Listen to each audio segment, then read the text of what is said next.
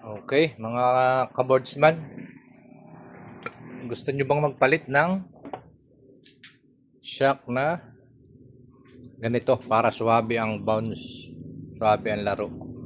Pero kinakailangan nating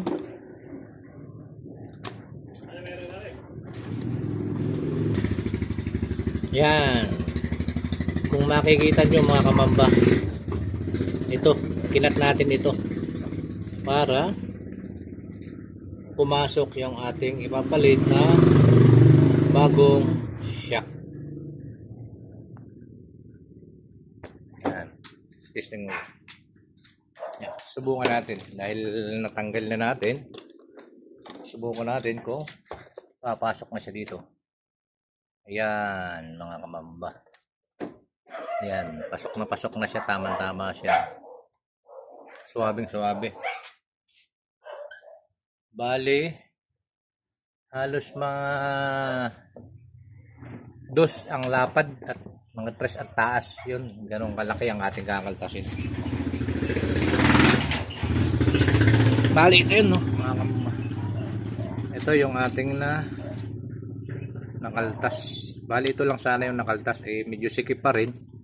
Kaya medyo niluag-luagan pa para pumasok. Kakabit na natin mga kamamba. Okay? Okay.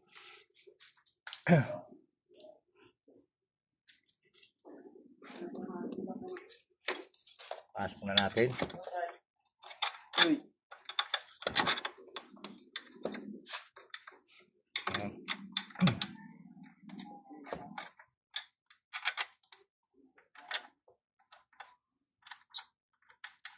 Ayan, lagay na natin.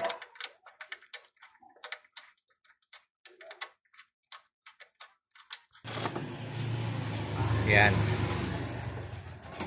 Yan, okay. Nakapit na mga kamamba. Iikot lang natin ito. Ari dapat nasa sa kabila. Yan. Dito dapat yung malaking butas. At yung may thread ay dito sa banda sa gulong. Ipihit lang natin. Yan, sige. Sige pa.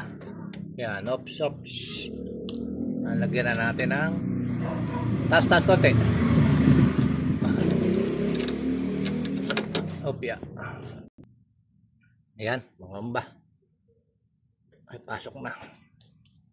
Hihigpitan na lang natin.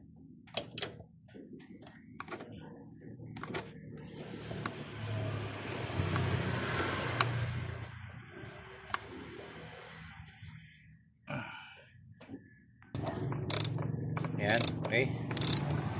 Hihigpitan na natin mga kabamba. Ayan, angas niya. Hindi naman siya sayad sa gulong. May clearance, tamang clearance lang. Luwag. Medyo pinalaki kasi itong gulong ng boardsman. Higpit na. Higpit na. Okay. Ayan, ganyan lang po kasimple pagkakabit ng ating bagong shock. Kung gusto nating mag-upgrade ng shock. Okay. Hanggang sa muli mga kamamba. Sana may natutunan kayo sa aking video ito. Maraming salamat sa panonood. God bless you.